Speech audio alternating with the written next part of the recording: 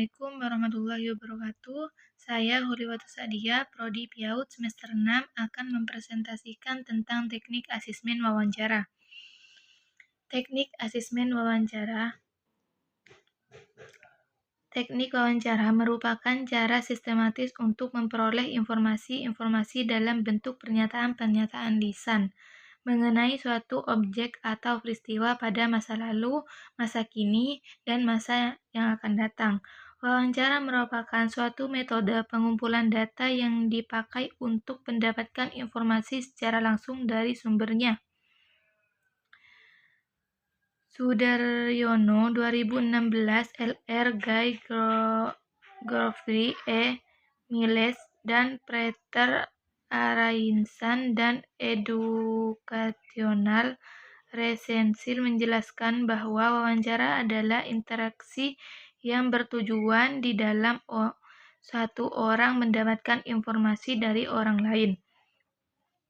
Wawancara adalah metode asesmen yang relatif mudah dan wawancara dapat dilakukan di mana saja dan fleksibel dan pelaksanaan, namun wawancara mempunyai kelemahan yakni dapat terdistorsi oleh sifat pewawancara dan pernyataan apa yang diajukan, dipengaruhi oleh keadaan anak atau klien yang diwawancara.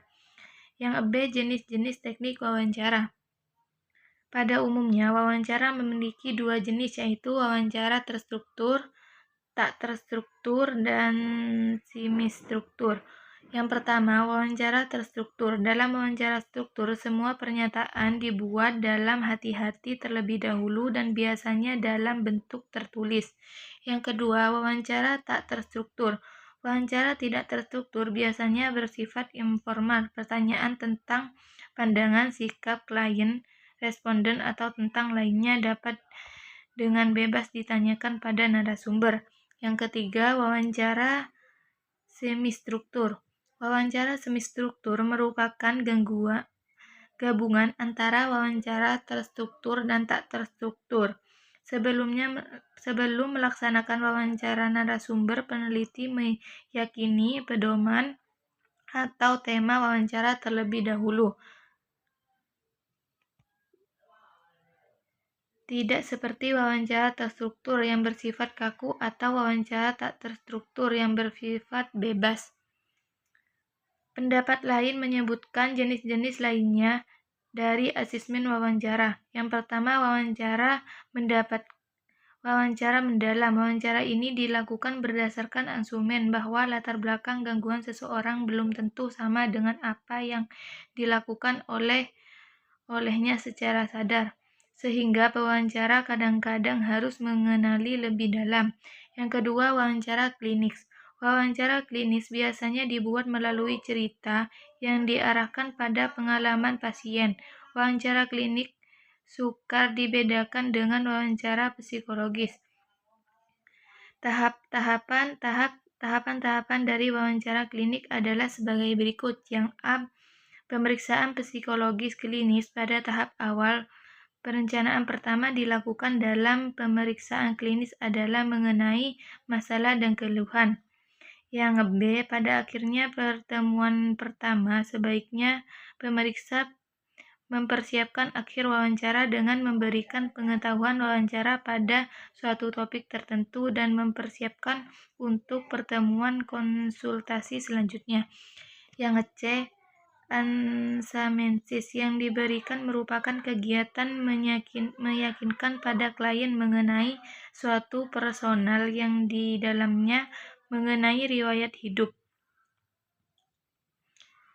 Teknik berbahaya analisis. Pada beberapa teknik berbahaya yang dikemukakan oleh Walien dalam Ardinati DKK dalam Sultistiowati 2021 halaman 55, sebelumnya dalam pengalaman analisis di mana teknik ini dapat digunakan sesuai dengan keperluan, sesuai dengan situasi pemeriksaan. Teknik yang pertama, neuroquine, yaitu melalui dengan mengajukan pertanyaan luas, kemudian disusun dengan pertanyaan yang lebih detail.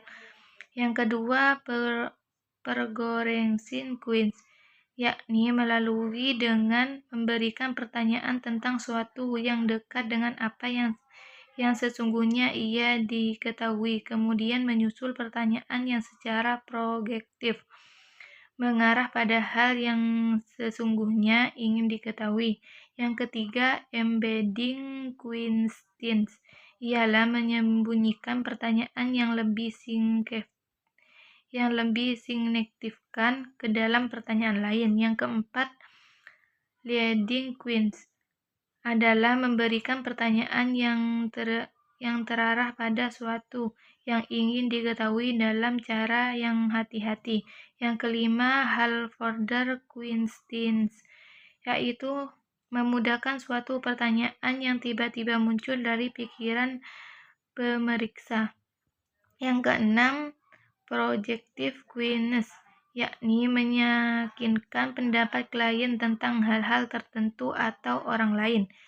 Yang C, ketentuan teknik asesmen wawancara. Untuk memperoleh hasil yang optimal, wawancara sebaiknya dilakukan dengan memperhatikan hal-hal sebagai berikut. Yang pertama, penentuan informal. Sebelumnya melakukan wawancara, pastikan bahwa calon informal Anda adalah orang yang memiliki pengetahuan yang mengenai tentang informasi-informasi yang Anda butuhkan. Yang kedua, pedoman wawancara. Wawancara yang terencana sebaiknya dilengkapi dengan interview pedoman wawancara dalam bentuk sejumlah daftar pernyataan yang terlebih disusun sebelumnya. Yang ketiga, 5W dan 1H. Informasi yang sebaiknya setidak-tidaknya harus mengetahui unsur-unsur 5W dan 1H, yaitu what, how, when, why, when, how. Informasi yang dijelaskan dalam bentuk tulisan melalui media cetak atau tuntunan radio mengenai pembelajaran masing-masing unsur di atas secara lebih rinci dalam sejumlah variabel yang dispektif secara yang terlentang hal kecil. Misalnya, unsur how dapat dijadikan ke dalam sejumlah variabel: nama, alamat, umur, jenis kelamin, agama, status perkawinan, jumlah anak, pendidikan, profesi, tinggi badan, berat badan, hobi, objektif. Maka private dalam jumlah ciri-ciri lain yang melekat dan seseorang. Sementara pada media elektronik yang bersifat radio, fleksibel misalnya televisi, informasi dapat dijelaskan dalam bentuk narasi yang menurunkan garis besar atau objektif atau privasi. Sebelumnya dilengkapi dengan pertanyaan secara visual, bercerita sedikit tentang hal yang besar, bedakan penyampaian informasi dalam bentuk siaran langsung, pertandingan sepak bola melalui media radio dan televisi. Mungkin cukup sekian presentasi dari saya. Wassalamualaikum warahmatullahi wabarakatuh.